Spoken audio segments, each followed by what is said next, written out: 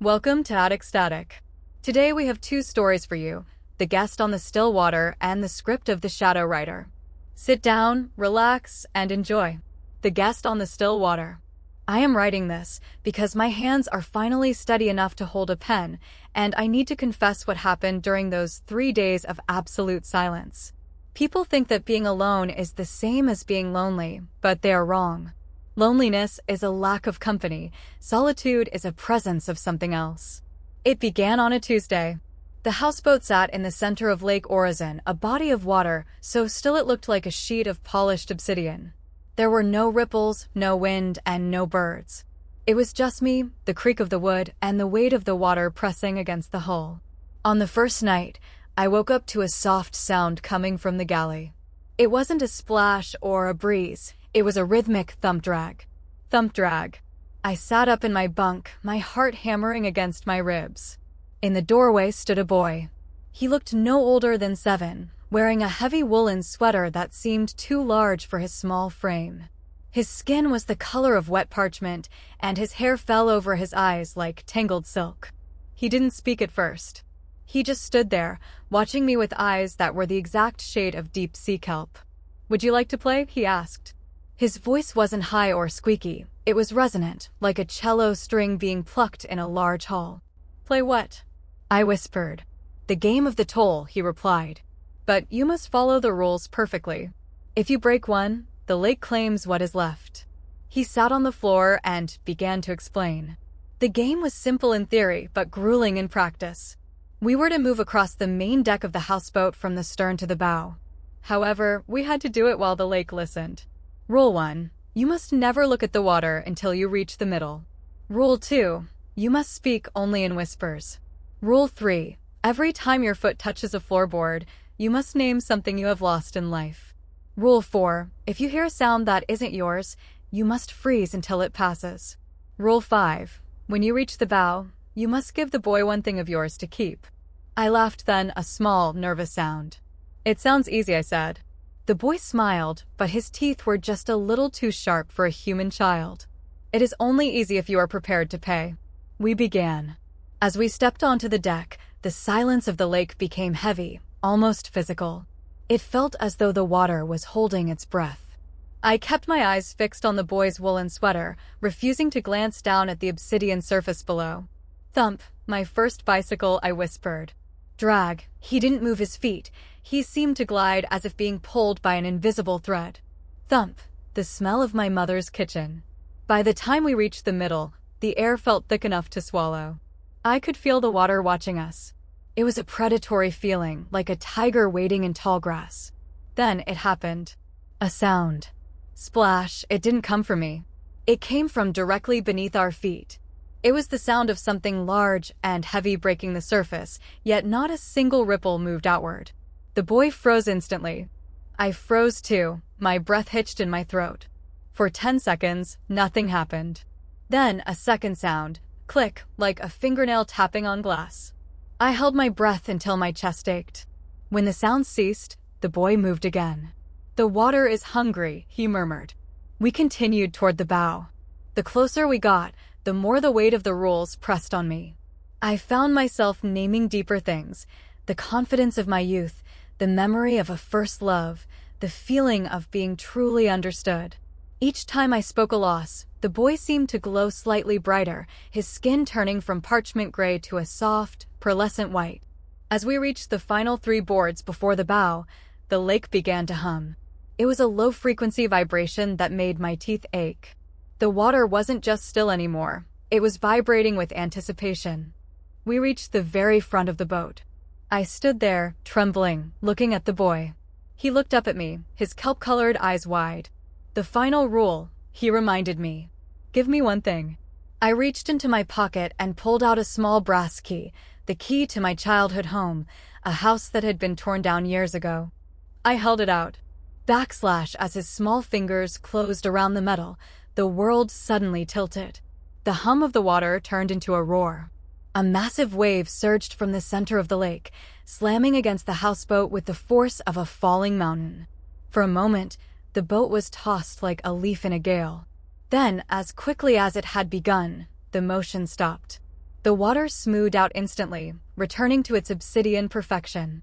When I opened my eyes, the boy was gone. The brass key was gone too. I sat on the deck, gasping for air. There were no ripples left. No hum. Just the house and me. But then I noticed something in the center of the deck where we had stood.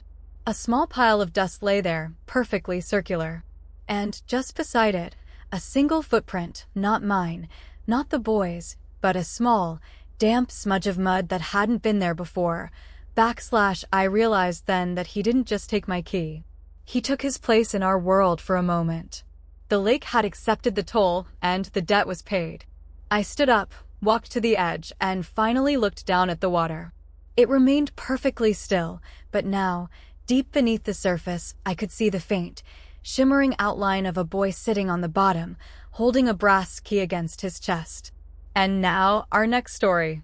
The script of the Shadow Writer. Scene 1. The engine of my sedan ticked as it cooled, the metallic pitter-patter echoing against the concrete ribs of level P4. It was 2 a.m., that hollow hour when the city feels like it's holding its breath. I stepped out, the soles of my shoes clicking sharply on the floor. The garage was a labyrinth of gray pillars and fluorescent tubes, some humming with life, others flickering in a rhythmic, dying pulse. I just wanted to find my car again, but in the vastness of the underground, every pillar seemed to look identical in the dim light. Scene 2. About 20 paces from my car I saw it, a scrap of white paper lying perfectly flat on the ground. It hadn't been crumpled by a breeze or tossed haphazardly, it looked placed with intention. I picked it up. In the center, written in a neat, slanted cursive, were 3 words. Don't look back. The handwriting was unmistakable. It was mine. Not just similar to my writing, but exactly like it, down to the way I looped my Y's and the slight smudge of ink at the end of each period. Scene 3. A small laugh escaped my throat. It was impossible. I hadn't written anything yet. I looked around, searching for a person, a ghost, a prankster, or perhaps just a very organized janitor. The garage was empty. The silence felt heavier now, as if the space itself were listening to my confusion. I tossed the paper back down and took 3 steps forward. Scene 4. On the 4th step, another piece of paper appeared. It didn't fall from the ceiling. It seemed to manifest out of the air. This one was longer. The sound is coming from behind you, it read. Again, my own handwriting. The letters were slightly darker than the first note, as if pressed harder into the grain of the paper. I froze. I didn't hear anything, no footsteps, no humming, no rustle of fabric. Just the steady, electric drone of the overhead lights. Scene 5. I felt a prickle of unease at the base of my neck. If it wasn't me writing these notes, then who was? And how were they doing it so quickly? I decided to test the logic of the ghostwriter. I took 5 deliberate steps toward a concrete pillar and stopped. Scene 6. A 3rd note appeared at my feet. You are walking too fast, it whispered in ink. My heart hammered against my ribs. The handwriting was becoming more frantic, the loops of the letters slightly wider, as if whoever were writing them was starting to feel a sense of urgency. I felt like a character in a book being narrated by someone who was watching me from just out of sight. Scene 7. Then came the noise, a soft, wet thud from deep within the shadows of level P5 below. It wasn't a human footfall. It sounded like something heavy and soft dropping onto stone. I held my breath. Another note appeared, this one hovering just inches off the ground as if suspended by an invisible hand. It likes your pulse. The handwriting was now thick, almost bold, with a tiny ink blotch near the bottom right corner. Scene 8. Panic finally seized me. I began to walk faster, my breathing shallow. With every 3 steps I took, a new note would materialize, appearing like a trail of breadcrumbs leading into the unknown. Left, one said. Turn, said another. Hide, whispered a third. The handwriting was becoming messy now, the letters jagged and sharp, as if the writer's hand were trembling with anticipation. Scene 9. I reached the center of the garage where the pillars widened into a vast, open plaza. Suddenly, a note appeared directly in front of my face, as if it had been thrown from a great distance. It was written in large, shaky capitals. Stop, Scene 10. I stopped. The silence returned, but it felt different, thick, and expectant. From the darkness of the furthest pillar, a figure finally stepped out. It wasn't a ghost or a monster. It was a tall, slender being made of shimmering charcoal-colored mist. In its long, translucent fingers, it held a quill made of bone and a piece of paper that never seemed to end. The creature tilted its head, then reached out and touched my forehead with the tip of the quill. It didn't speak, but I felt a warmth spread through my mind as the final note appeared on the floor beneath us, FIN, the mist being dissolved into a swirl of ink, leaving me standing alone in the center of the garage, the paper finally still. The end. Subscribe for more horror stories and make sure to like.